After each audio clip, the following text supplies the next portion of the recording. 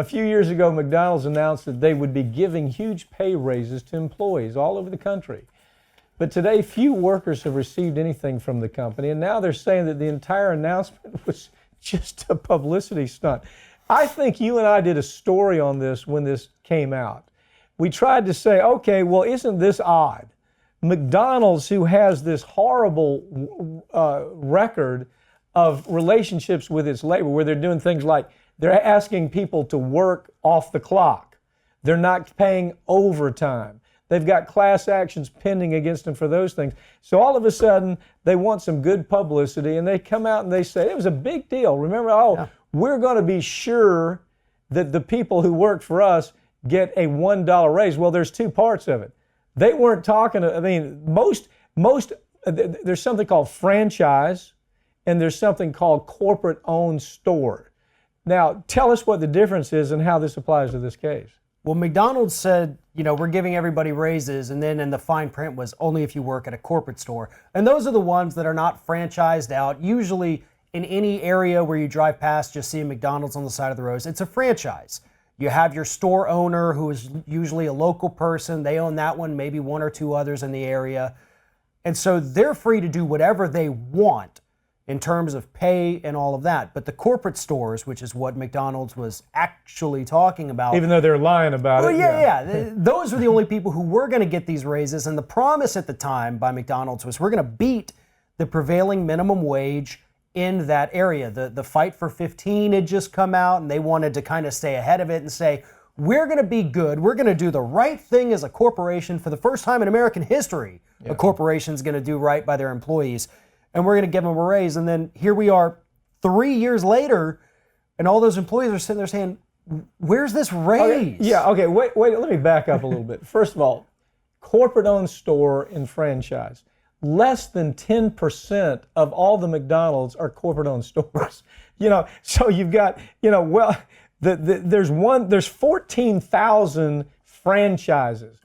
Now, when McDonald's came out and said this, they tried to make it sound like everybody working at McDonald's is going to get a $1 an hour increase. First of all, they were even lying about the dollar increase they were going to give, right? I mean, it hasn't happened. It was nothing but a publicity stunt.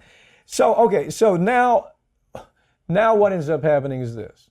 You have 15, the folks that are trying to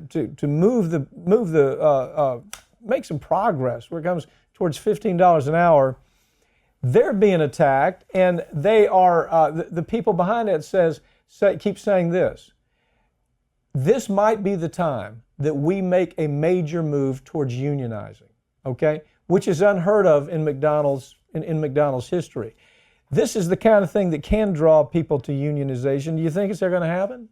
I would love to see it happen. And one thing people have to understand too is that a lot of the people who work at McDonald's are not teenagers. I know that's the stereotype that all these, the high school kids are working there. They don't need $15 an hour. Majority of the workers there are over the age of 20, either in college or they've graduated college or they're retired. So they do. They have families to support. These are real people. Yeah. If you were to unionize an organization, a company as big as McDonald's, that could change labor in the United States when we're talking about a workforce of hundreds of thousands of people. But here's the thing too, and this is the workers who are now fighting to get these raises that were promised 3 years ago.